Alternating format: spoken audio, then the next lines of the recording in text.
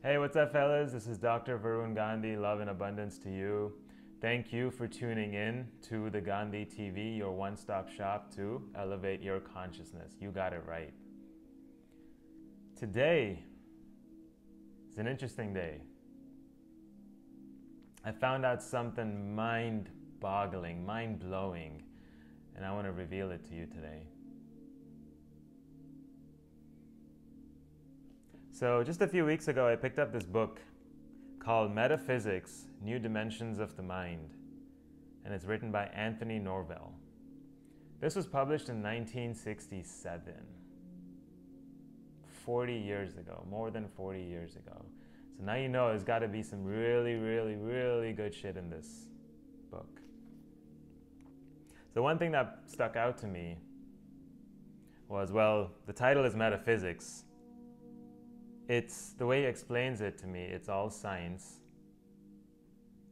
You have to have some faith and believe in certain things, and that's what mainstream science can't accept. So they call it metaphysics or pseudoscience. But if you read this book, it'll explain to you clearly. So the one thing that stuck out to me from this book is in chapter 3. He asks the question, what is the imagination? And then he goes on to say, it is defined in the dictionary as, start quote, the act or power of forming mental images of what is not present. The second definition, the act or power of creating new ideas as by combining previous experiences.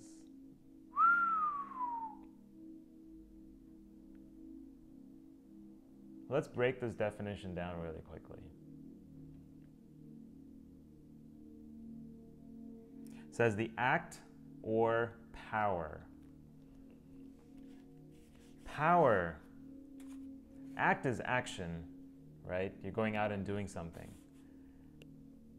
Or you're acting on your imagination, right? So act is an action. But it's also a power. A power is, in this sense, the ability to act or to produce a particular effect, right? So now you have the power of creating, of forming. Forming is also, it can be a shape or structure of a particular object. But if you go to the dictionary, it also says it is the essential nature of a thing that is distinguished from its matter. The essential nature of something. So now we're forming the essential nature. We're creating this essential nature of mental images. Images in your mind. So image is a visual representation of something, and we all know that. There's actually a second definition that I want to point you to. It's exact likeness. She is the spitting image of her mother. Exact likeness. I think in the Bible there's a quote that says, God made man in the image of him, or something along those lines. Image is exact likeness. So now, imagination becomes the power, your ability to produce an effect where you create the essential nature of the exact likeness in your mind. It's the exact likeness of what you want in reality. You create that in your mind, and that is your imagination. And then it also goes on to say, of what is not present.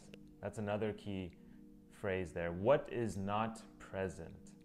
So here that means imagination tells you that even though you're sitting here right now, you could still be daydreaming and think about an event that happened last week. That's an event that's not present right now, but you're still imagining it in your mind. That's imagination. That's one kind of imagination. The other kind of imagination is, think about in the era before iPhone 10.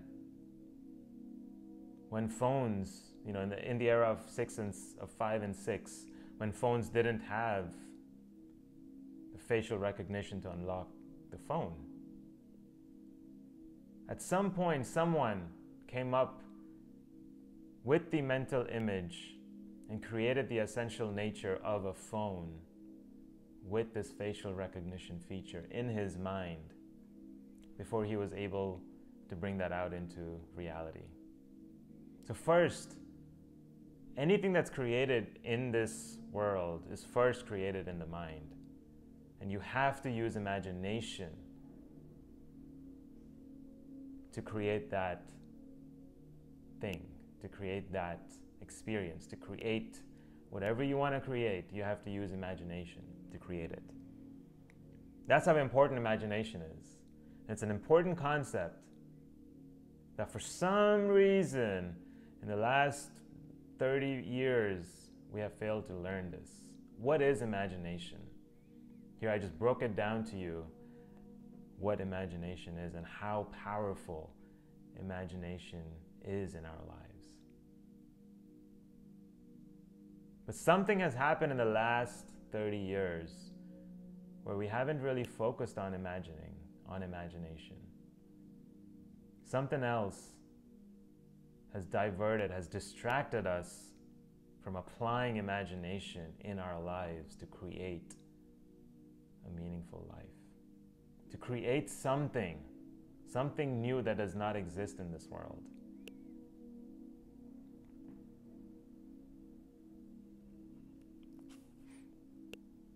So that's one side of it.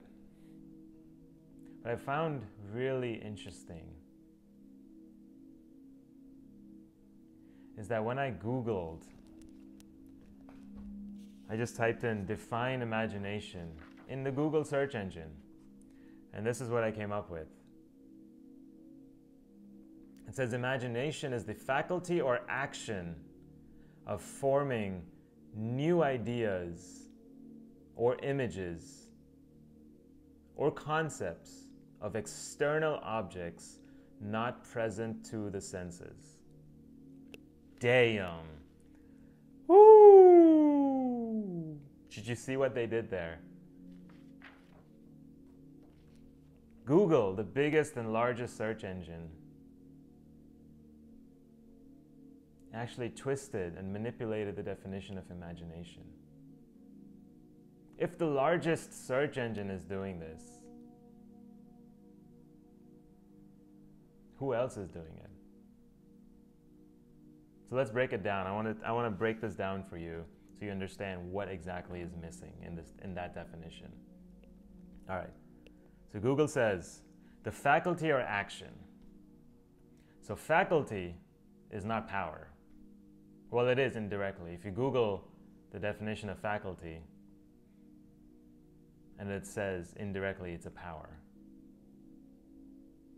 But when the word power is missing in the definition, how are you supposed to know that it's a power and you could utilize it as a power? In fact, a superpower, I want to say. But how do you know when it's not being told you through the dictionary, through our basic source of words and definitions? So power is missing, first thing. And it goes on to say, forming new ideas, images, or concepts. That's all fine. That's all in the realm of image.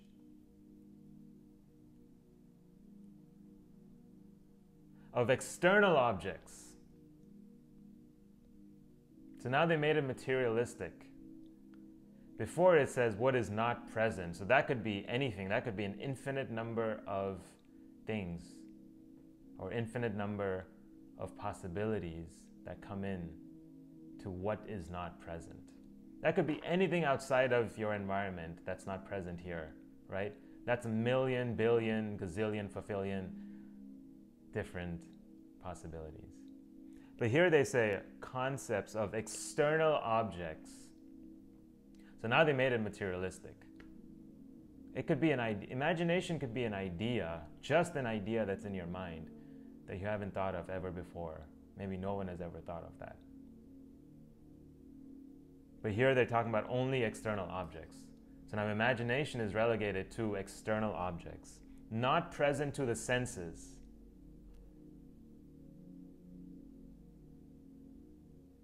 So again, it's relegating to what is not present to only the senses. So they want to say, okay, what's not present to your taste right now? Maybe another taste. What's not present to your sight right now? Well, another beautiful mountain or something, right? Another beautiful sight. What's not present to your sound right now? Well, beautiful sounds. I only hear the drilling of a drill.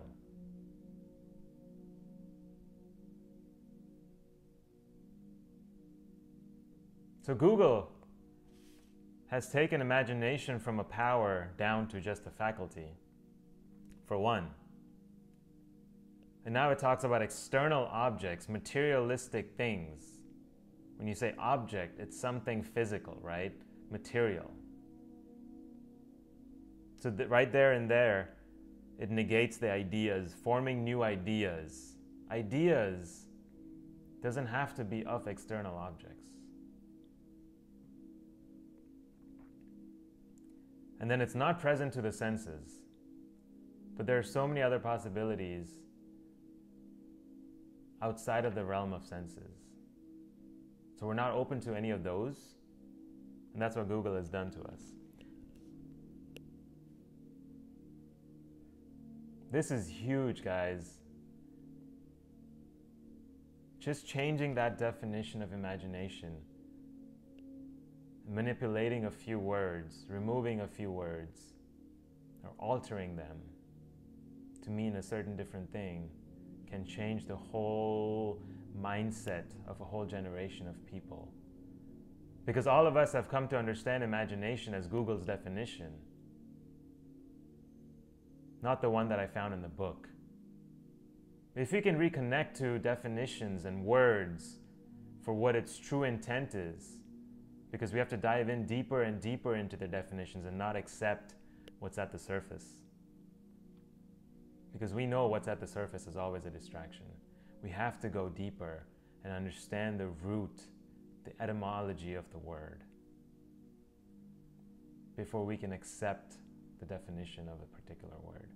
Words are the way we communicate, but words are also the way we think, the way our mindset is at this current moment. It's heavily influenced by the words we use. If we did not know that imagination is a power, and if it's been programmed out of us to think of imagination as a power, as a superpower, which in reality all the great minds in this world have utilized to their benefit. Anyone who has ever wanted to achieve anything big in this world has used the power of imagination to their benefit. They've imagined scenarios, they've imagined events, they've imagined certain things before they actually happen. And they keep imagining it, and they keep bringing it to their mind, keep creating that mental image in front of their mind. So much so that one day it just pops out into external reality. And that's the power of imagination that we have lost.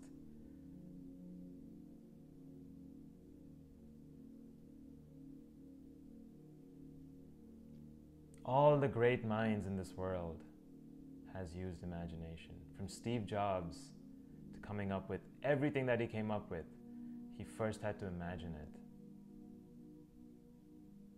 Even if it's a small piece of software that you have to build, you have to imagine what it's going to do. You have to imagine certain features of it. You have to imagine the direction you want to take it in. This is all imagination. The current definition makes imagination as something ordinary, when it really is an extraordinary superpower. That if we focus our imagination onto a particular concept, particular business, particular idea, it doesn't have to be related to your career. It could be in any aspect of your life. But if you focus so much on it and put in so much energy to get that, how do you think it's not going to happen? How do you think success is not going to follow you? If you keep imagining it and keep bringing it to the forefront of your mind. So imagination is really a powerful tool that we can all utilize to our benefit. I went back to Google and I looked at other dictionaries. And I found that Merriam-Webster actually got the definition right. Merriam-Webster, and I printed this out, says the definition of imagination is the act or power of forming a mental image of something not present to the senses, there we go again, but they come up and say, or never before wholly perceived in reality. So they're 90% of the way there. It's still sort of twisted, something not present to the senses or never wholly before conceived. I mean, you could conceive of something whole or something new from the get-go. It doesn't have to be, wholly perceived in reality before, as a whole, holistic approach. So they come 90% of the way, but I'll still give them, Merriam-Webster was much, much better than any of the other dictionaries out there. I looked at Oxford, I looked at Cambridge, Google for one. I mean, come on guys. They have the new definition, the manipulated definition.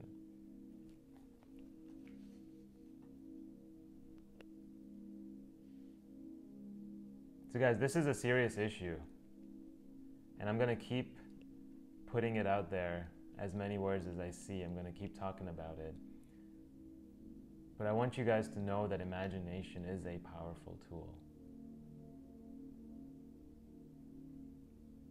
And it is there for anyone to use and everyone to use. We just have to cultivate our own imaginations.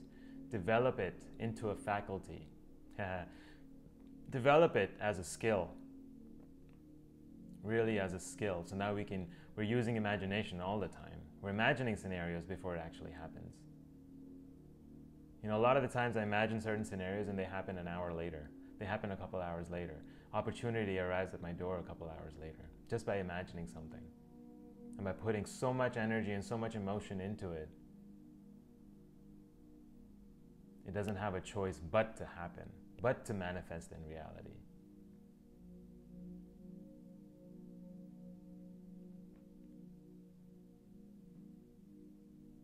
Walt Disney was famous for imagination, because that's how he built his empire. Through the power of imagining new situations and new scenarios for, new stories for his company. The power of imagination is all around us. The chair, the table in front of you, the laptop that you're using, the phone that you're using, the computer screen, paper, Bluetooth speaker, lights, camera, action, all of these things were first developed by imagination.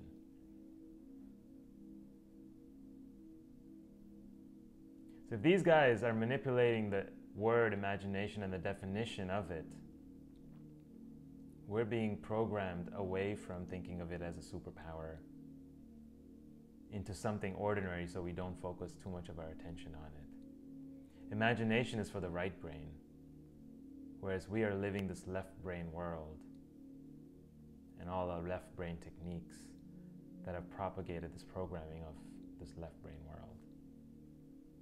If you start stepping into your imagination, start stepping into creativity, into your right brain, you'll start unlocking doors, portals in your mind that you never thought existed before. Start broadening your mind. The left brain is the process-oriented. The right brain is the creativity, the connecting dots at a higher level. Left brain is more day-to-day things. The right brain is the larger picture, imagining bigger, larger images, larger visions.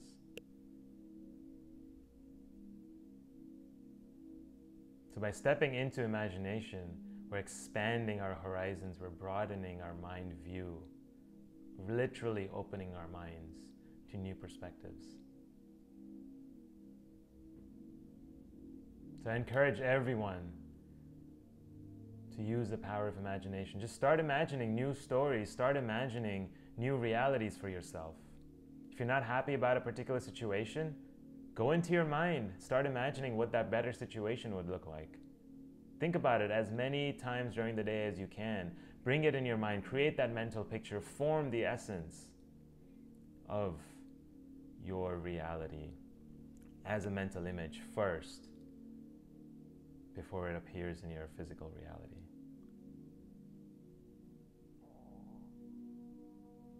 This is the power of imagination, where we can create our reality the way we want to if we just imagine this first in our minds. And just keep holding that mental picture. Keep forming that mental picture in our minds as often as possible.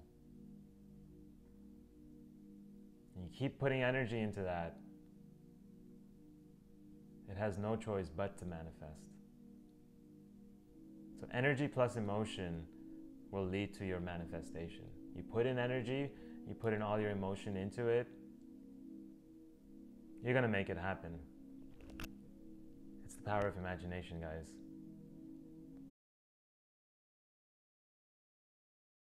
Thank you guys for tuning in to the Gandhi TV. This has been a wonderful episode.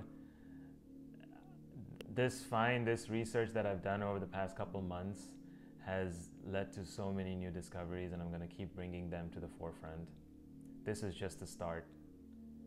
I hope you guys enjoyed this episode. Let me know if you guys have any other questions, comments. Please like it. Please subscribe to my channel. Share the word. Spread the message.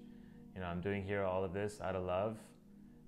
Love and abundance, guys. And I hope you guys, subscribe to my channel. All right, guys. Talk to you soon. Peace out. And we'll catch you tomorrow. So I want to thank you guys for listening. Thank you guys for listening. I know this has been a mind-blowing topic for me, just finding out that dictionaries have been manipulated. And I don't even know what to say. I hope you guys take this well.